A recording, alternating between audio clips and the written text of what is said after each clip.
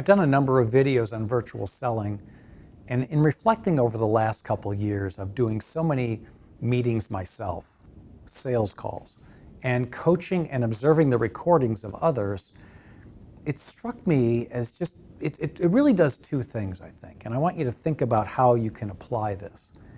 It simplifies and it multiplies. And I mentioned in a previous video about your tech stack to always put the filter of does it simplify and multiply. But virtual selling is really the essence of these two. Because what it does is, first of all, it helps me multiply. I had an example last year where it was 4 meetings in 3 time zones on 2 continents in 1 day. At the end of that day, it was like, are you kidding me? And these were meaningful conversations. 4 meetings, 3 time zones, 2 countries, 1 day. I mean, that is amazing. I can multiply my impact on the world by using this technology.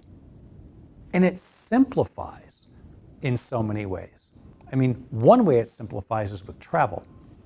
Now, here's the thing. I'm the first one to say that face-to-face meetings are important. Face-to-face meetings have a place in the sales process. So when I talk about new technology, sometimes it comes across, my fault, right? That it's not everything's going to be virtual.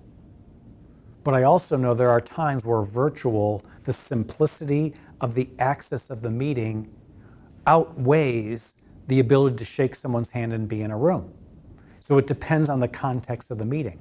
And if you think of the complexity, as you can see here, this is everything. I'm going to Chicago to Boston for a meeting as an example. Look at everything I have to do to just show up at the meeting. From packing to getting to the airport, to getting through security, to getting to the hotel, to getting to the meeting. I mean, there's a lot of stuff. And this list is partial. I couldn't get everything on here. If I want to show up at the same meeting on a Zoom call, 3 clicks. And then if I want to get home from Boston, and I'm not including in this list, right, all the stress of we got weather at O'Hare and might not get to the meeting. When I'm coming back, here's a partial list. It's all I could fit on the list on the slide here.